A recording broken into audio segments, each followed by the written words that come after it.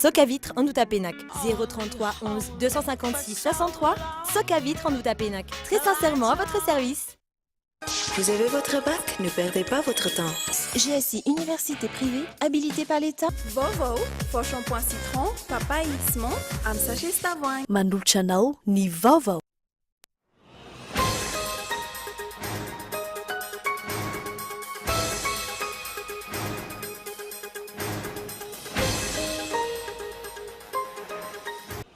Fampiavana-pirenena niditra antsehatra nandamina ny FFM ny filoha-pirenena ery rajonarymampianina. Efa adino ity rafitra mikarakara ny fampiavana-pirenena ity ary tsy tafakadapa raha tsy miady hatrano. Manangasanga ny fikorontanan'ny fampiavana-pirenena eto Madagasikara. Mazava ny ambaran'ny lalam-pandrorenana hoy ny mpahelalana Jean-Éric Rakotoarsoa tao amin'ny fandarana salangalanga no karakarain'ny vondrona gazety l'Express tamin'ny 3 janoary 2024. Antokona vondrona toko maro anisa no manolotra ny anaran'ny Prime Ministre. Eritaona ty aoriana miantra na manoloan'ny tantara ny filohan'ny HCC Jean-Éric Rakotoarsoa. Tsisy intsony ny fanamboarana taratasy miainga eto andrenivohitra amin'ireo vato aondrana ny ivelany voasokajy pierre industriel fa mijanona amin'ny faritra ankilany. Miandry ny didi-pitsarahana no ahafana mamerina amin'ny tompony na manao lavanty ilay volamena 20 kilao tratra teny Ivato sy ny volamena 30 kilao tratra teny amin'ny Seg 17 hektara ary ilay vato kristal 12 taonina. Voly iray baoritra saika arotsaka tao amin'ny banky no lasa nijolahy ronan'Afrika teo ivelan'ny Torzitaly io atoandro io. Olona iray no naratra vokatry ny fandalovan'ny bala teo amin'ny sofiny nandritra izany fanafiana mitapy adiny izany. Any Liban taorian'ny fifandonana teo amin'ny Hezbollah sy ny tafika Israelianina ka namoizana miaramila telo. Ny vorovonjy maika ny firenena mikambana androany manoloana miady eo amin'ny firenena roto. Miamby indimy zavatra.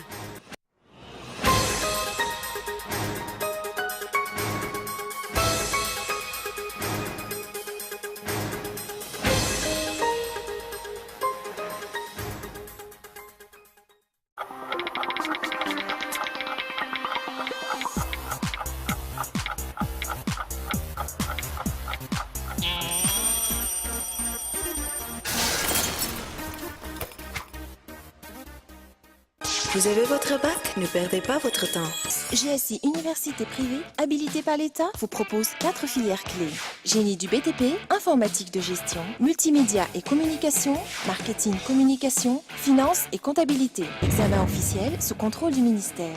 Diplôme, Bac plus 2 à Bac plus 5. Offre spéciale, GSI TOS. Inscription ouverte Au GSI TOS, 033 84 160 56. Au GSI Antananarivo, 034 60 543 90. GSI Analake, 033 12 606 92. Soc à vitre en Outapenac. Menuiserie en aluminium. Rideaux métalliques. Volets roulants. Vitres. Tôle.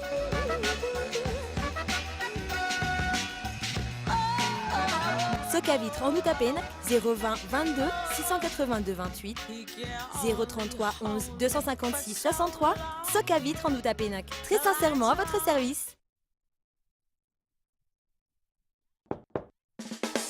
Vao Coco, naturali, Coco zato isanjato. Vao Coco, tsy miparitaka. Vao Coco, tsy mandoto, sady mora hoentina. Vao Coco, azo antoko. Vao Coco, tsara kalitao. Vao Coco, tsy matahotra orana. Tsara! Vao Coco, Ok! Ya! mora ampiasaina. Vao Coco, Vao Coco, tsara ho zao. zato ariary. Toy ny fihenam-bidy eo amin'ny tranombarotra Baolay amin'ity taona vaovao ity. Maro ihany koa ireo entana azo atao fanomezana. Ampli de puissance, baffle, subwoofer 2.1, 5.1, lecteur DivX, TV LED Shangang, TV LED Hisense, panneau solaire 5 watts à 300 watts, réfrigérateur, synthétiseur, kojakoja maro an'ny vehivavy. Baolay miarabanao na tratrany taona 5 Baolay, ny tsara indrindra trano.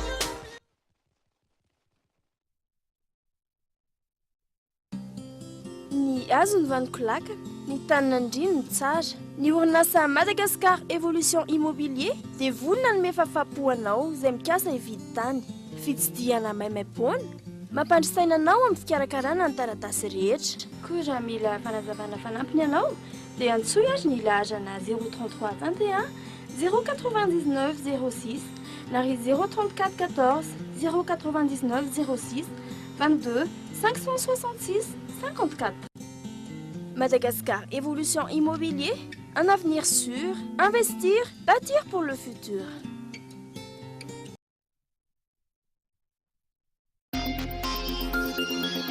Une grande promotion pour tous les clients chez Lefmate pendant la fête de Noël et le Nouvel An. Permis seront offertes pour les salons allant de 25% jusqu'à 50%. Meubles de bureau, 30% à 35%. Salle à manger, vaisselier, table basse, 25%, 30%.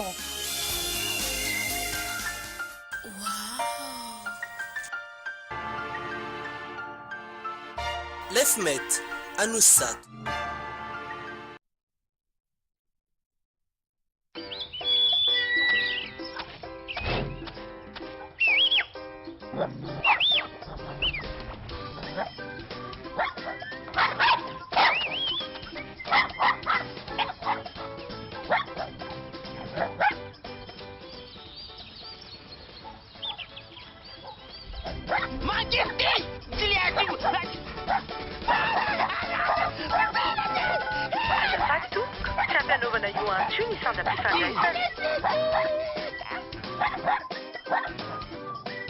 Lame crédit ianao tendriny dièse 204 dièse safidio telo lame crédit dia mahazo fana hatramin'ny arivo ariary manomboka izao.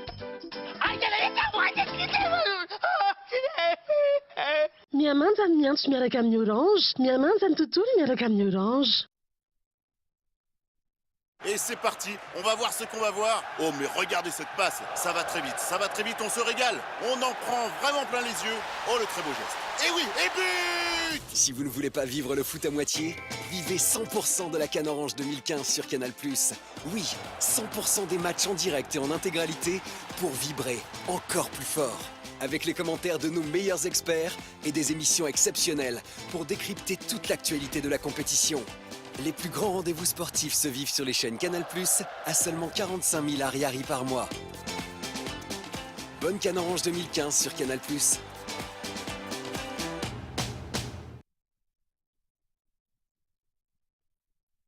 Cours Assam. Wanao manao ny fanadinana BPC, Bac A, C, D, G2 Techno, G2 Pro, G3 Pro, BT industriel et génie civil misokatra ny fisoratana anarana ho an'ny cours accéléré fidirana alarobia 4 févroary. Ankino amin'ny mpanabe azo antoka ny hoavinao. Cours Assam Analakely, Amboibao, Ivato, Analamahitsy, Tos, Ambatondrazaka, Antsirabe, Moramanga ary Mahajanga. Téléphone 22 345 38. Matoky ny Assam dia tokony tenanao ianao.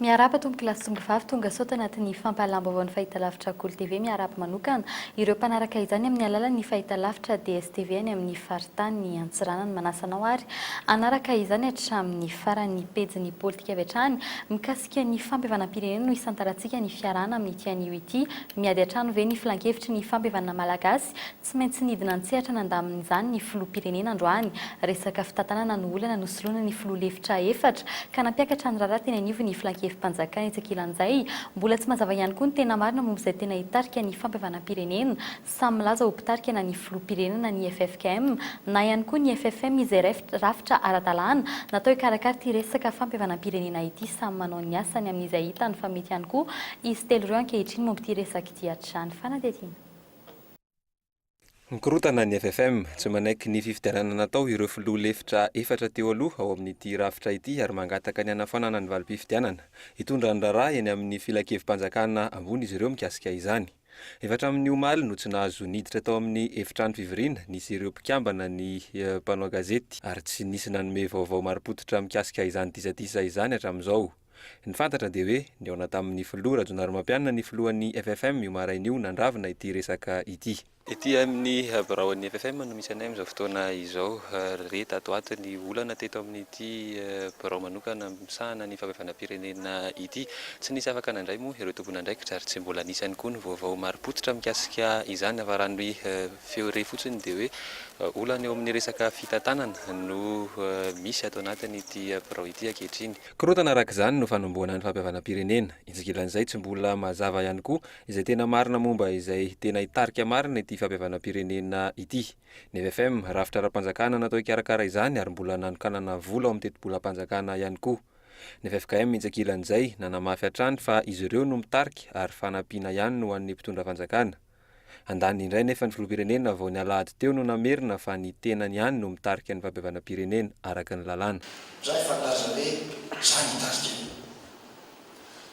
efa tezitra satana sasy mba miringiringivony ka izany hoe mitarika amin'izy izy ny voalaza ny constitution fa tsy maintsy miaro ny firaisam-pirenena mba laza hoe aiza mba voalaza ny hafa hoe izy no miaro ny firaisam-pirenena ny filoham-pirenena ao amin'ny dimy fahatimany constitution. Ny FFKM dia mitarika ary mandrindra an'izao fampihavanana atao eto amin'ny firenena izao fa miara-miasa amin'ny akaiky kosa ny fitondram-panjakana fohy be eo amin'izay mety ho fanatanterahana sy fampiarana ny zavatra rehetra izay hifanarahana ao anatin'izany fivoriana izany. Mizotra makaiza ary izany ity fampiavanam-pirenena ity. Maro amin'ireo mpanara-baovao ankehitriny no mbola manontany tena ny amin'ny hoe inona marina no tena asa vitan'ny FFM hatreto. Ny FFM izay efa takona tanteraka teo anatrehan'ny raharaha fampihavanana hatramin'ny 25 volana Desambra farany teo ary tsy tafaka-dapa raha tsy nisy disadisa. Samy milaza nidina ifotony izy ireo saingy ny FFKM efa nahavita nampiona impito ireo filoha 10 rahalahy hatreto. Mbola izany eo amin'izay pejy ny politika izay hatrany sika andrasana fatratra ny mpanafana-pahan-kevitra raisin'ny fitsarana avo momba ny lalam-panorenana mikasika ny sezinana ny fangatana ataon'ny solombavam-bahoaka maro momba ny tsy maradalàna ny nanendrena ny Prime Ministre Jean Ravelonarivo tamin'ny 3 Janoary 2024.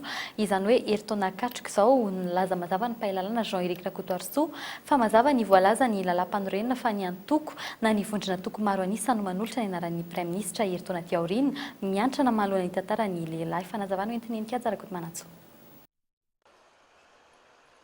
Eny amin'ny HCC ny baolina, hery politika maro no efa nitabataba ny laza ny tsy fanajanana ny lalam-panorenana ataon'ny fitondram-panjakana ankehitriny, indrindra ny fanendrena ny Prime Ministre Jean Ravelonarivo farany teo. Tsy misy afa-tsy ny HCC kosa ny tompony teny farany momba izany, iza ny tokony hanolotra Prime Ministre, fa iny ny fandarana salangalanga izay karakarainy ny vondro gazety l'Express, iarahany gazety l'Express de Madagasikara sy ny fahitalavitra RTA tamin'ny 3 Janoary 2024 ny mpahalalana Jean-Éric Rakotoarso nanontaniana mikasika ny andininy fa 4 izy tamin'izany fotoana izany ary tahaka izao ny ampahan'ny valiteniny. Mazava aloha ny resaka ny lalam-pandreny hoe antoko na vondrona antoko no manolotra. Mazava ho azy fa zareo hoe tsy miankina, tsy manana antoko, tsy antoko izy zany. Zany hoe izy nahitava rary izy na ohatran'izay tsy afaka nolotra satria zareo tsy antoko politika. Azo lazaina fa antokona vondrona toko ary ve ny député 20 nanao sininy lisitra manolotra ny Prime Ministre Jean Ravelonarivo. Inona ny tena lanjan'ireo vondrona parlementaire amin'ny fanendrena Prime Ministre. Nanteriny ity mpahalalana ity tamin'izany fotoana izany fa tsy mahazo mivadibadika vondrona na groupe parlementaire ireo député na dia ireo tsy miankina aza. Zany hoe ny zavatra tsy maintsy atao zany le vao miainga ny antemeram-pirenena rio tena amin'le fivoriana voalohan'le atao manangana brao dia manangana vondrona parlementaire sy zay ny zavatra ho atao ao amin'in'le safidy voalohany amina vondrona parlementaire iny iny ny tena tsy mahazo miovaova manapatapitra le 5 taona.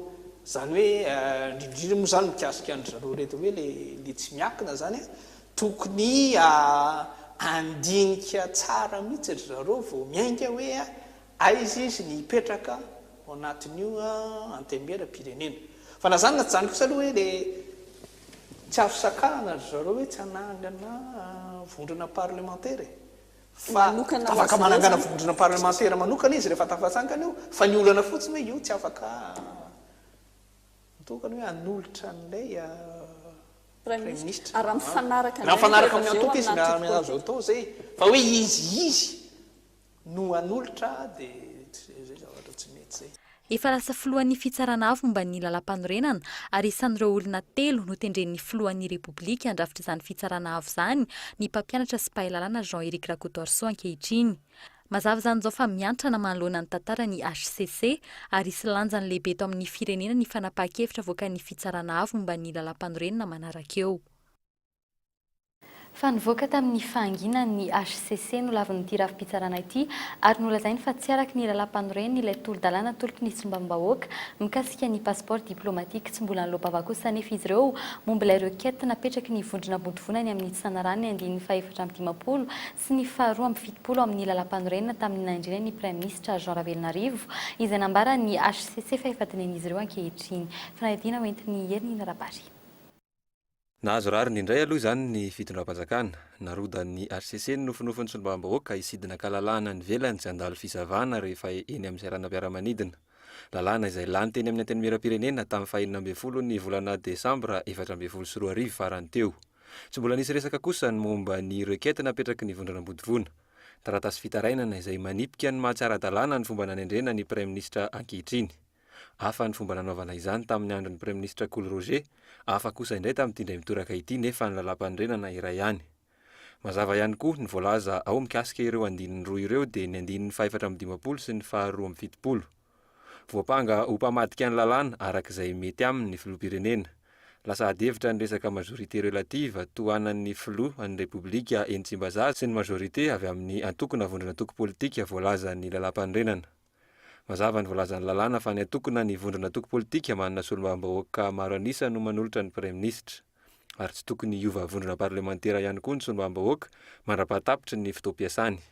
Izao anefa hatramin'ny fitsarana ambony no milaza fa majorité à géométrie variable eny amin'ny anteny miram-pirenena. Eny amin'ny HCC indray izany aloha ny baolina. Ny andrasana dia ny hoe tsy hijery mitanila ity rafi-pitsarana ity fa hanana ny fahaleovan-tenany. Dia izany koa nidirantsika eo amin'ny pejin'ny toe-karena indray andraikitra amin'izay ministra tsy mahavita aza ny Prime Ministre Jean Ravelonarivo raha ny nambara ny hariva io tsy miandrela ny fanaraha-masony asa vita ary isy avy hatrany fepetra raisina raha toka mitranga izany ny toy hatrany kosa kilan'izay ny fiara-miasan'ny Madagasikara sy ny banky iraisam-pirenena aoriany ny fanavaozana atao amin'ny fitantana eto an-toerany fanadihadiana Lili Rapiada. Tsy maintsy tonga eny amin'ny Prime Ministre Jean Ravelonarivo mialoha ny 9 febroary avy izao ny fandarana asan'ny ministera tsirairay avy.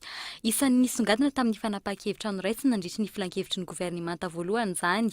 Isy arak'izany ny fanaraha-maso ny fomba fiasa sy ny asa vitan'ireo ministra tsirairay ary isy fepetra ho raisina. Tsy andrela ny fanaraha-maso ny asa, tsy isy andraso-andraso ary tsy isy atakandro ny fanalana ny ministra tsy mahavita asa. Rehefa napetraka ilay deadline zany dia tsy maintsy misy ny évaluation. Eto zany dia mievalue ny ministère ny départementa rehetrarehetra ao anatin'ny 3 volana. Maranaraka ny 9 volana. Misy ny évaluation 7 volana ary ny taona ray. Fa eny anelalena ny évaluation zany dia mety misy zavatra mitranga. Fa izy zany eto zany tsy fitsangatsanganana intsony. Misy ihany koa ankila ny fepetra takin'ny banky iraisam-pirenena manoloana ny fitohizan'ny fiara-miasa amin'ny Madagasikara. Ny fanorenana eo amin'ny fitantanana, fitsarana ary ny fananantany no isan'ny takina amin'izany. Fanampiana amin'ny tetina $70 tapitrisa no efa nomeny ny banky iraisam-pirenena ny firenena malagasy ny taona 2024. Itoy amin'ny fanampiana amin'ny vokatry ny rivo-doza aloha izany ho an'ny foiezaka. Le Premier ministre a mis en avant plusieurs réformes qu'il veut faire et que le gouvernement veut faire. Misy ny fanavaozana tian'ny Prime Ministre vaovao sy ny gouvernemanta hoentina ary hitanay fa mifanaraka amin'ny fitakiana izany vonina hatrany izahay hiara-iasa amin'ny Madagasikara. Parce qu'on a besoin d'aller vite aussi. Donc c'est ça que nous essaierons de faire avec vous. Mametraka fepetra amin'ny fiara-miasa amin'ny fanjakana malagasy ny banky iraisam-pirenena. Samy miandry ny fiovanana hoentin'izao gouvernemanta vaovao izao arak'izany na eo amin'ny asa anatiny na eo amin'ny sehatra iraisam-pirenena. Fandrana antsokosoko ny harem-pirenena volombola voatazona ao amin'ny ministera misana ny harena kibon-tany ankehitriny ireo vato sarobidy sy volamena tratra saika aondrana makany ivelany miandry ny didim-pitsarana ny ahafahana mamerina ireo vato ireo any amin'ny tompony na ny anaovana lavanty azy etsy ankilanjay efa ny amin'ny faritra misy ny serana tsambo nanaovana into taratasy rehetra fanondranana vato nanomboka tamin'ity volana janoary 2024 ity tsy voatery andalo eto Antananarivo intsony araka izany ireo vato aondrana makany ivelany fanadihadiana.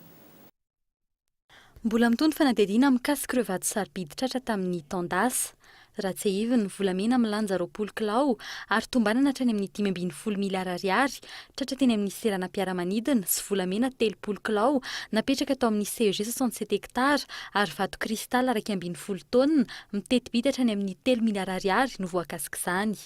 Tsy mbola nisy hatreto ny didim-pitsarana ahafantarana izay asian'ireo na averina amin'ny tompony na alefany atao lavanty ary atao any amin'ny kitapom-bola mpanjakana. Raha ohatra iresaka ianao le tratra nijangadina tamin'ny vato farany iny enquête judiciaire koa mitondrana azy dia tsy fantatray ny toeny. Fa raha ohatra ny sasany aty aminay izay efa taloha be dia efa mandeha ny misy sésile izy dia misy mandeha ny araka lalàna moa hoe manao transaction le olona dia misy efa transféré any amin'ny tribunal le dossier en principe. Manoloana ny fisian'ireo fandrana tsy ara-dalàna ny harena kibon-tany eto Madagasikara, tsisy intsony ny fanamboarana taratasy miainga eto an-drenivohitra amin'ireo vato aondrana ny ivelany voasokajy ho pierre industrielle.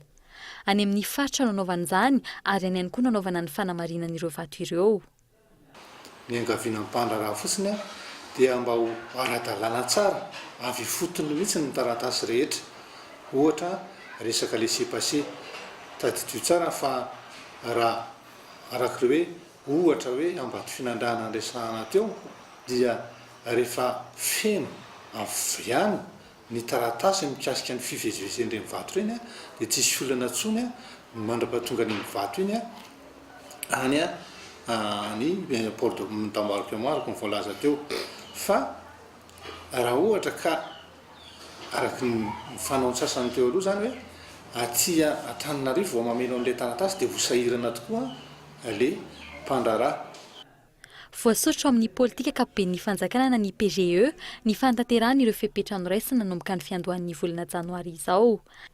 Raha ny taremarika mazava fa volamena sy vato sarobidy amina miliara maro no misy manao bizinasy afera tsy ara-dalàna eto Madagasikara.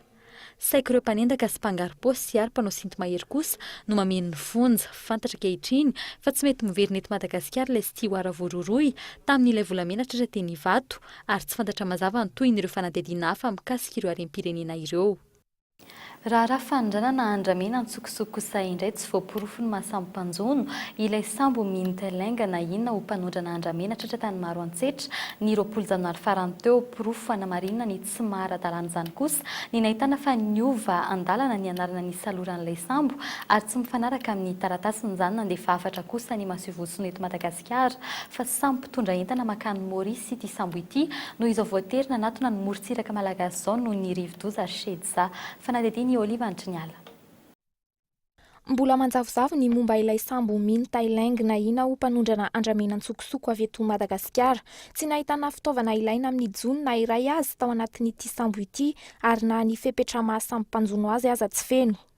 Sambo tsy natokana na fanjonoana mihitsy izy.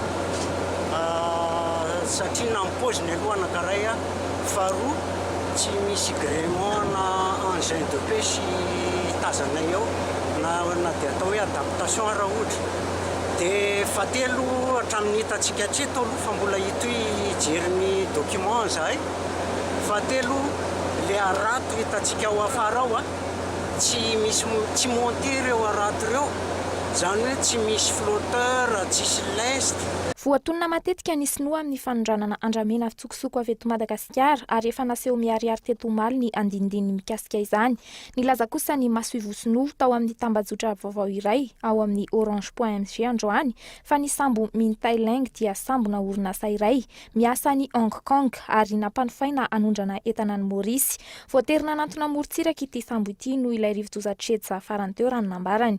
Foana tanteraka nefa ny fitoeran'entan'ity sambo ity ary efa nahitana porofo ny tsy mahara-dalàna azy. Ao anay ato amin'ny gendarmerie sy ny polisy zany aloha dia efa ny zavatra efa hita zany dia nisy fo goavana be ao anatin'io sambo io satria na ny anaran'ilay sambo azy zany dia tsy io ny anaran'ilay sambo fa ny ova teny an-taratra zay aloha zavatra anankiray efa goavana hitanay zany ankoatra ny zavatra zay voazainy reto olona amin'ny APMF sy ao amin'ny sampany sasany lalàna ny marine marchande zany dia misy procédure zany atao rehefa iova anarana ilay sambo na iova nationalité ilay sambo dia misy procédure ka izay zavatra zay zany agnisan'ny zavatra ho jerenay amin'ny taratasy ity. Hatreto tsy fantatra toyny ireo fanadiadiana sy famitorana mikasika ny fahatraran'andramena ondrana antsokosoko ny fijoroan'ilay komité interministériel hatramin'ny volana May izay tsy mbola rehako ihany koa hatramin'izao. Vao tamin'ny herinandro lasa iny no nisy sambo mitovy karazana amin'ity tratra tao Tomasiny ity nampiakatra Bois de Rose teo anelanelan'ny Bain-Tonton Gilles sy Sainte-Marie. Efa hatramin'ny alatsinainy izahay no nitatitra ny vaovao saingy mbola mangina aloha ny tompona ndraiky mpanjakana hatreto momba izany. Eo amin'ny tontolon'ny fandraharahana kosa indray etra fa Tsirana, Jirama sy ny ery Madagasikara ireo amin'ny ankapobeny no olana sedrainy ny sehatra tsy miankina misy paikady apetraka ahafahana mamaha ireo olana ireo amoray ny fifanankalozan-kevitra. Eo amin'ny fanjakana sy ny sehatra tsy miankina ireo no isan'ny songadina nandritra ny fionana teo amin'ny filoham-pirenena sy ireo solitena avy amin'ny sehatra tsy miankina androany maraina dingana voalohany amin'ny fanatsarana ny fandraharana eto Madagasikara izany fanampanazavana. Efa misy dravitrasa efa napetraka, efa misy paikady apetraka amin'ny fanjakana dia ny zavatra tena lehibe taminay dia napetraka ny fomba fiarah-miasa izany hoe isan'ny fomba ifanankalozan-kevitra zany amin'ny sehatra tsy miankina sy amin'ny fanjakana misy karazana plateforme apetraka zany ahafahana mifandinika sy mifanankalohevitra. Ny ainga ho an'ny Addis Abeba natrika ny fiona tapo ny vondrona afrikanina moa ny filoham-pirenena Irazonary Mampianina taoriany ny fionany tamin'ny sehatra tsy miankina iny aritra 2 andro izay fivorian'izay isan'ireo delegasion niaradia amin'ny filoham-pireneny Atala Beatrice nisitry ny raharaha-mbahiny. Fa araka ny efa narahinao tany anatin'ireo lohatenim-baovao trangam-piarahamonina no entina aminao manaraka mikasika ny fandriampahalemana manafika andro atoandro ireo mpanao asa ratsy ankehitriny Jiola roa mitondra motoscooter nanafika tetsy amin'ny Torzitala io atoandro io olona iray naratra vokatry ny bobasy vola ray boatra saika arotsaka ao amin'ny banky iray teny antoerana no lasan'ireo Jiola tamin'izany fanafiana izany tsy milamina intsony ny firenena hoy ireo natrimaso ary eo ambaravarany sampandray iraisam-pirenena maro eny antoerana no trangany ny fanafiana Samy tsy nisy nanam-po tokony ho tamin'ny 12 sasany atoandro ny rivotra ny basy teto anolohan'ity tranobe ny vondrona Eoropeanina ity tsy afananoatra ireo mpiambina sy ireo mpiasa-panadio ny tanàna. Olona iray ny naratra no lalovan'ny bala ny sofiny vokatra izany ary vola ray baoritra izay mbola tsy fantatra ny totaliny no lasan'izy ireo. Dia hoy izay hoe tena feo mba mafy zany nazo an'izany tomobile vaky izany dia mbola miverina dia navery valty dia hoy izy izay tena tsisy kosa izany dia nitsify dia reny le satria matsa ity raha amindroa folo be dia be mpiasa mipetraka reny fa mitsotsoka daholo le olona dia zay voavatay. Mpanafika amin'izao mahay armé foana izy zareo amin'izao satria le teo zao tsy zavatra azo natao mihitsy nandalo fotsiny le olona teo na mbola nakany ary izy dia aveo miverina moramora teo fotsiny dia tazamina fotsiny tsy zavatra ninona azo natao zany satria matahotra basy le olona. Lehilahy roa no mitondra moto nanafika ilay fiara mitondra vola aterina amin'ny banky. Navelan'izy ireo teo Masay ny moto izay efa nisy fiara ny andry ihany koa raha ny fanazavana azo hatrany. Isan'ny nanaitra ny maro ihany koa ny hoe ivitoerana tsara fiambenana ahitana caméra de surveillance ary avy voatanana noho izao nisy nanafika izao. Le sécurité mihitsy zany tena tsy ampy. Sécurité mihitsy ny tena tsy ampy. Na le fitaovana raha tsy ampy amin'zareo mihitsy. Dia izay mampatonga an'le banana be. Dia izy satria navany ivelany raha ohatra hoe amin'ny Eoropeanina sy mibatsy ireo mpamatsy vola ireo izy tsy ampiasa amin'ny volany ity raha ohatra an'izao mifandehany. Ohatra ny fitentsika malagasy hoe mangatoraka akosongany azy dia zay ka tsy mifakahaka. Fa raha tena hoe hiara hiasa aminy tsy raha resaka sécurité iny tsy milamina tsy hanao an'izy. Tsy hanao tsy ampiasa vola ty zany mihitsy izy raha ohatra ka ohatran'izao mifandehany. Sampandraraha iraisam-pirenena marobe no miasa manodidina sy manakaiky amin'ity ivitoerana ity ary miseho eo ambany mason'izy ireo ny tsy fandriampahalemana amin'izao fotoana izao. Eo ny vondrona Eoropeanina, ny maso ivom-pirenena sy ny sampandrarahan'ny firenena mikambana maromaro. Efa nisy fanafiana andro atoandro tahaka izao teny tsara lalàna ny volana Jolay 2024 lasa teo. Eo amin'ny tontolon'ny fampianarana kosa indray raha Beritsy nivoaka androany ny valim-pitsarana ny Beritsy. Izay valim-pitsarana izay efa nandrasana 2 herinandro izao tsy afa-po ny mpisolo vavany. Willy Razafinjatovo ka nilaza fa mpiakatra ny raharaha 20 andro izao nitazonana ny Beritsy teny amin'ny fonjany tsy afa. Fanadino entiny Mikaela Ramarla. Fanohatoanana ny filaminana anatiny sy fitazomana rongony ireo no eloka ny ampangana ny Beritsy. Tsy voatazona kosa ny eloka nanenjehana azy momba ny fanaovana fihetsiketsehana tsy nazahoana lalana. Nivoaka androany tamin'ny rora sasantolakandro teo ny valim-pitsarany. Sazy miantona 2 volana an-tranomaizana sy fandoavana lamandy 5 alina ariary no votoatin'izany. Tsy hijanona eto ny raharaha fa fana madidio no angatahany mpisolo vavany dingana manaraka. Na misy ary fahafahana reo dia apiakatra fitsaranam-bolo zay satria tsy matoko zay ary tsy mino zay ary tena tsy convaincu zany hoe tsy resy lahatra am'zany hoe fisalasalana zay fa madiodio mihitsy ny tokony anafaran'ireo mpianatra eo fa tsy fisalasalana mihitsy. Ho an'ny samba hita kosa tsy ampy ny pirofo hitazonana azy any ka nahazo avy hatrany ny fahafahana madidio izy. Mpianatra avy amin'ny Université any Barika Dimy Thomasiny izy ary notsaraina niaraka tamin'ny Beritsy ny 12 janoary lasa teo. Tsy ampiato ny fihetsiketsehana ataon'ireo mpanaradia ny Beritsy izao fanapa-kevitra no raisin'ny fitsarana izao. Ka noho izay zavatra zay mbola manetana mpianatra ihany koa zany zay mbola ho namanay satria mbola miady ihany tsika treto. Ny fafito ny volana janoary lasa teo no nosamborin'ny mpitandro filaminana avy amin'ny G6 teny amin'ny trano fonena ny Beritsy. Taorian'ny fakanambavany azy notazomina vonjimaika teny amin'ny fonjany Tsefa. Eo amin'ny pejiny sosialy kosa indray mifangaro voraka ny fampiasam-bola amin'ny fanamboaran-dalana eto an-drenivohitra efa nitondrana fanadihadiana teto tao anatin'ny fampahalam-baovao fa samy manao avokoa ary tamiariary ny ady mangatsiaka eo amin'ny samy tompona ndraiky mpanjakana izy fanodikodiana-bola ihany koa ny fanamboaran-dalana eto ankehitriny ny akady-bahoaka voalaza fa ny serana ny Toamasina no mpamatsy vola izany taty aoriana no fa fanamoramora ny takelaka milazany ary tsy fantatra mazava ny tena antony arao ny fanadihadiana hoentiny Kaiton Ndresilavo. Iza marina ny mamatsy vola amin'ity ampahandalana eto akady-bahoaka ity. Isan'ny mampametra-panontaniana ny mpanao gazety ny nahitana ny anaran'ny serana Tsambony Tomasina miantoka ny vola ampiasaina amin'izany nandritra ny volana Desambra 2022. Nanontaniana mahakasika izany ny tale jeneraly ny Porny Tomasina izay nilaza fa tsy mahalala na inona na inona na tonga ny serana Tsambo amatsy vola ny fanamboaran-dalana etsy akady-bahoaka. Ny androany resaka pôro foana aloha zany no resahany eto zay resaka resahana zay ka zany tokony amany am'zay. Niova tampoka ny soratra teo amin'ity takelaka ity raha niova ny gouvernement tafarany teo. Nolokoina fotsiny ny takelaka nisy ilay soratra hoe financement Port de Tomasina. Lasa tsy misy mpamatsy vola izany ity fanamboaran-dalana ity ankehitriny. Tahaka izao ny endriny tamin'ny faraparan'ny volana Desambra sy amin'izao faraparan'ny volana Janoary izao. Tsy mazava intsony ny fitantanana volam-panjakana fanamboaran-dalana. Iza no tena manao inona? Eto akady-bahoaka ohatra mampanontany tena ny hoe vola avy aiza marina no amamboarana ity lalana ity. Anga azo vaivaina araka izay tiana ny famoahana ny volam-panjakana.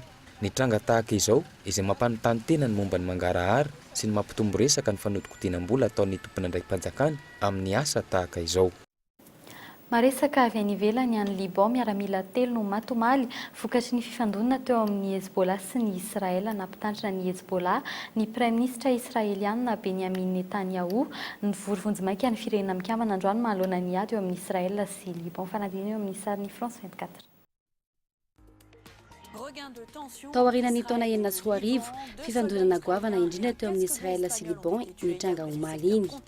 Miaramila Israeliana sy miaramila Espaniola iray ao amin'ny tafiky ny firenena mikambana no namony ainy omaly. Misy afito kosa ireo naratra mafy. Ankoatran'ireo, voakasiky ny bala ihany koa ireo olona monina ao amin'ny trano telo tao amin'ny tanàna ny Gajar. Mpikambana enina tao amin'ny Hezbollah no namony ainy ny herinandro lasa teo. Ny andro nivaly ny fanafian'i Israel manoloana an'izany ka nanamafy ny fiarovan'ny faritra Libiana sy Siriana. Nambaran'ny Praiminisitra Israeliana fa efa vonina hiatrika ny fanafiana ny tafika Israeliana ary nampitandrina mafy ny Hezbollah. Nangataka ny andraisana fepetra hainga ny Frantsa manoloana ny ady eo amin'ny Israel sy Liban isy ny fivirina vonjimaika ho tanterahan'ny firenena mikambana androany. miady hatrano ny FFM na ny filan-kevitry ny fampihavana malagasy sy nidina antsehatra nandaminazy ireo ny filohampirenena androany tsy mifanaraka amin'izay nolazainy eritaona lasa izay ny ataon'ny filohan'ny HCC Jean-Éric Rakotoarisoa amin'izao nambarany tamin'izany fa antokona vondrona toko maro anisa no tokony hanolotra ny anaran'ny Prime Ministre eo amin'ny fanondranana harena makany ivelany antsokosoko tsisy intsony ny fanamboarana taratasy miainga eto andrenivohitra amin'ireo vataondrana ny ivelany voasokajy ho pierre industriel fa mijanona ho any amin'ny faritra izany farany vola iray baoritra saika arotsaka ao amin'ny banky iray no lasan'ny jiolaharona nafika teo ivelan'ny Torzitaly ho ato andro izay ihany koa no entina manakatona ny fampalambaovao tamin'ny tianio ity sorny ianao niaraka tamin'ny hatramin'ny faramay fotoananao indray raha mipitsy tahaka izao velomatoko.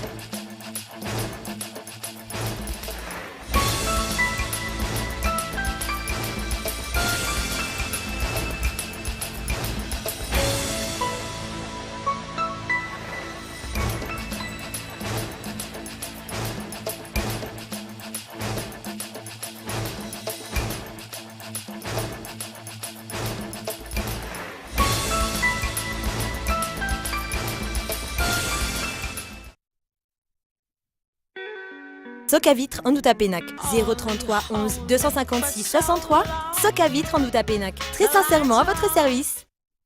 Vous avez votre bac? Ne perdez pas votre temps. GSI Université privée habilitée par l'État. Vaovao, faux shampoing citron, papaye X-Mont, am sachet Stavoine. Nanolotra anao teo ny vaovao.